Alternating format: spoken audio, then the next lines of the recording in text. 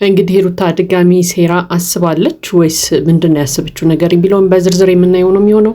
ሰላም ጤና ይስጥልኝ፣ እንዴት ናችሁ? ለዚህ ቻናል አዲስ ከሆናችሁ ሰብስክራይብ በማድረግ ቤተሰቦቼ እንድትሆኑ ጋብዛለሁ። ቪዲዮ ላይክ በማድረግ ጀምሩት። እንዲሁም ቪዲዮውን አይታችሁ ስትጨርሱ የእናንተን ሀሳብ አስተያየት ኮመንት ላይ ያስቀምጡልኝ።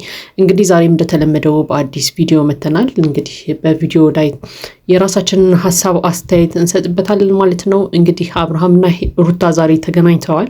እንግዲህ የተገናኙት ያው ሩታ ወደ ሆነ ቦታ ልትሄድ ስለሆነ ወይ ደግሞ ከሀገር ልትወጣ ስለሆነ ልዑልን እንድትረከበኝ ብለዋለች ማለት ነው። እንግዲህ የአብርሃምን ሪያክሽን ሁላችንም አይተነዋል። አብርሃም እንግዲህ ከዚህ በፊት እናቴ ቤት ልሄድ ነው 2 ወር ምናምን ቆያለሁ ስትለው እንግዲህ ምን ያህል እንደጮኸ አይተን ነበረ። ልጅን ከዚህ ይዘሽ እንዳትሄጂ ምናምን ብሎ ማለት ነው።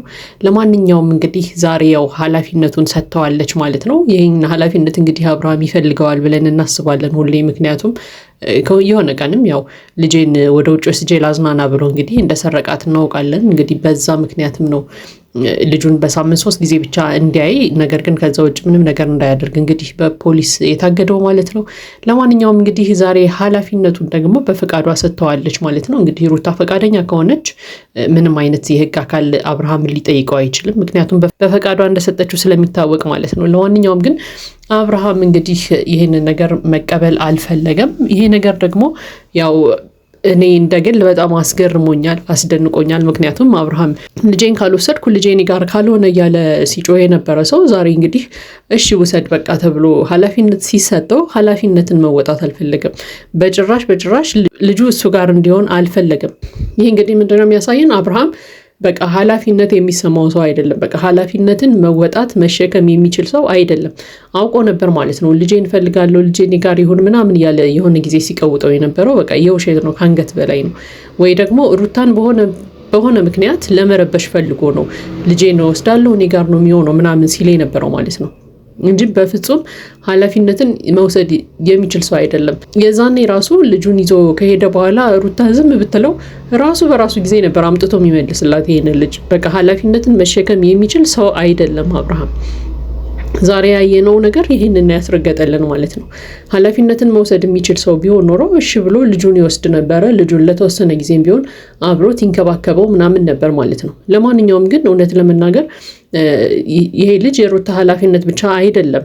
ሩታ አንተ ጋር ይሁን ካለችው መብቷ ነው። በቃ እሱ ደግሞ የመያዝ ግዴታ አለበት። ልጁ አንተ ጋር መቀመጥ አለበት ካለችው ግዴታ ልጁን የመንከባከብ እንደ ሩታ አድርጎ የመያዝ ግዴታ አለበት። ግዴታውን እንኳን መወጣት የማይችል ሰው ነው። እሱ ምንድነው ያደረገው? በቃ ኃላፊነቱ የሩታ ብቻ እንደሆነ አስቧል። ከዛ የእሱ ኃላፊነት ምንድነው? ልጁን በፈለገበት ሰዓት እየሄደ ማየት ብቻ ማለት ነው እንጂ የልጁ አያያዝ ላይ የልጁ ውሎ ላይ ምናምን እጁ የለበትም አብርሃም። እንደዛ ማድረግ በፍጹም አይፈልግም። እንደው ምንድነው ሲላት የነበረው ሩታን አውቃችሁ ያሴራችሁት ሴራ ነው እያላት ሁላ ነበረ። በቃ ልጁን ሰረቀ ወሰደ ብላችሁ ድጋሚ በፖሊስ ልታሳስሩኝ ነው፣ ልታስይዙኝ ነው። እኔ አሁን አይምሮዬን የምጠቀም ሰው ነኝ፣ እንዴት እኔ ልትሸውጂ ትሞክሪያለሽ ምናምን እያለም እንግዲህ ሲናገር ነበር። ሩታ እንግዲህ ደጋግማ እየነገረችው ነበረ፣ በፍጹም እንደዛ አይደለም፣ ቪዲዮ ሪከርድ እያረኩ ነው፣ ስለዚህ ይሄን ቪዲዮ ለቀዋለሁ፣ ይሄ ማለት ማስረጃ ነው፣ በቃ ላንተ እኔ ፈቃደኛ እንደሆንኩኝ ማስረጃ ይሆናል ምናምን እያለች እንግዲህ ስታስረዳው ነበር። አብርሃም በፍጹም ሊቀበላት አልፈለገም። እውነት ለመናገር ያችን ምክንያት አድርጎ ነው እንጂ ትልቁ ምክንያቱ ምንድነው? ልጁን የመያዝ ብቃት የለውም። በቃ ልጁን ከሱ ጋር የማኖር ኃላፊነትን የመሸከም አቅም ስለሌለው ነው። ነገር ግን ማምለጫ ያደረጋት ምንድናት? በቃ ልጁን ሰረቀ ብላችሁ አውቃችሁ ልታሳስሩ ይፈልጋችሁ ነው። ከዚህ በኋላ እኔን በምንም አይነት መልኩ ልታጠምዱኝ አትችሉም እያለ እንግዲህ ሲናገር ነበር ማለት ነው። እንግዲህ ያው ነቅቼባችኋለሁ አይነት አወራር ነበር ሲያወራ የነበረው። ለማንኛውም ግን ይሄ ያንቺ እንዲሁም የዳኒና የሜሪ ሴራ ነው። እናንተ ለእኔ ተኝታችሁ አታውቁም፣ እኔን ከማጥመድ ወደ ኋላ አትሉም። ስለዚህ እኔ ደግሞ ከዚህ በኋላ በምንም አይነት ነገር አልሸወድም እያለም እንግዲህ ደጋግሞ ሲነግራት ነበረ። ሩታ ያው ደጋግማ ለምነዋለች። እኔ ልሄድ ስለሆነ ነው የምሄድበት አካባቢ አየሩ ስለማይስማማው ልጁ አንተ ጋር እንዲሆን ነው ምናምን እያለችው ነበር። አብርሃምም እንግዲህ ለምን በዙሪያሽ ላሉ ሰዎች ለአንዳቸው አትሰጭም? ምን የትም ቦታ ይሁን ችግር የለብኝም ሲልም ሰምተነዋል ማለት ነው። እንግዲህ የዛኔ ታስታውሱ ከሆነ ቅድምም እንዳልነው እናቴ ቤት ልሄድ ነው ስትለው እሪ ያለ ልጅ አሁን ልጁ የትም ቦታ ቢሆን ግድ እንደሌለው ሲናገር ሰማን ማለት ነው። በቃ ልጁን የትም ቦታ ብታደርጊው ችግር የለብኝም ብቻ ጤንነቱ የተጠበቀ ቦታ ይሁን እንጂ ምናምን እያለ ነበር ማለት ነው። እንግዲህ ሩታም ይሄ ነገር እንግዲህ ሳያስደንቃት አይቀርም። ምክንያቱም በቃ አውቆ ነበረ እንደዛ ሲቀውጠው የነበረው ያኔም ልጁን ፈልጎ ሳይሆን በቃ የሆነ ነገር የሆነ ረብሻ ነገር ፈልጎ ነው፣ በቃ ያስታውቃል። ለማንኛውም እንግዲህ ሩታ ያው ልጇን እናቷ ጋር ይዛ ለመሄድ ወስናለች ማለት ነው። ነገር ግን የአብርሃም ሀሳብ እኔ በጣም አስገርሞኛል፣ አስደንቆኛል። ምክንያቱም በቃ እስከዛሬ ድረስ ያሰብኩት ወይም ደግሞ የዛኔ እናቴ ጋር ልሄድ ነው ስትለው አይሆንም ብሎ ሲጮህ በነበረ ጊዜ በቃ ያው በቅርበት ልጁን ማየት ስለሚፈልግ እንዳይናፍቀውም ስለሚሰጋ ይሆናል ሩታን እንዳትሄጂ ያላት እያለን እንግዲህ እያሰብን ነበረ። ነገር ግን ያ እንዳልሆነ ዛሬ አይተናል ማለት ነው። በፍጹም ልጁ እንደማይናፍቀውም አሳይቷል። ችግር የለውም ይሄድ የትም ቦታ ይሁን ብቻ ሰላም ይሁን ምናምን እያለ ሁላ ሰምተናል ማለት ነው። ለማንኛውም እንግዲህ ያው ኃላፊነት ያለባት ሩታ ብቻ እንደሆነች ነው ያሰበው። ያው ሩታም ነች፣ ለነገሩ ሩታ ነች እስከዛሬ ድረስ ልጁንም እየተንከባከበችም ሙሉ ጊዜዋን እየሰጠችም ያለችው ለልጇ ሩታ ነች። እሱ ከስንት አንድ ቀን ይመጣል፣ አየት አድርጎ ይሄዳል። ሲፈልግ ደግሞ ካልተመቸው ይቀራል፣ ላያየውም ሁላ ይችላል። እና ኃላፊነት የሚሰማው ሰውም አይደለም። ይህንን ደግሞ በግልጽ አይተናል። ለማንኛውም ግን ሩታ እንግዲህ እስከዛሬ ድረስ ልጇን እየተንከባከበች ቆይታለች። ከዚህም በኋላ ልጇን መንከባከብ አያቅታትም። አሁን በቃ ልጁ አድጓል።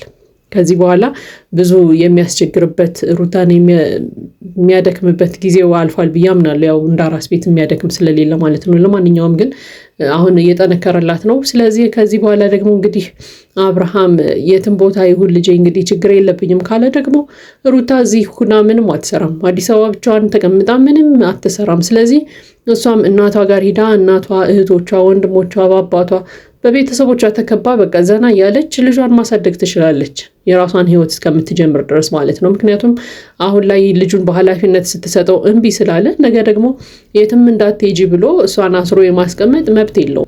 በቃ ልጁን ውሰድና ለትንሽ ቀን ትንከባከብልኝ ብለዋለች፣ እምቢ ብሏል።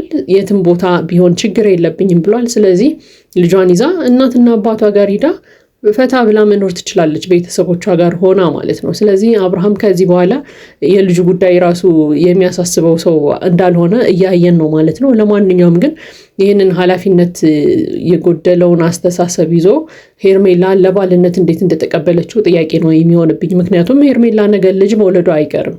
ልጅ ስትወልድ ደግሞ ሩታ ላይ ያደረገው ነገር ሄርሜላ ላይ ላለመደረጉ ደግሞ ምንም አይነት ማስተማመኛ የለም። በቃ ሄርሜላ ነገር ጉዝ ስትሆን ጥሏት ሌላ ሴት ጋር ሊሄድ ይችላል።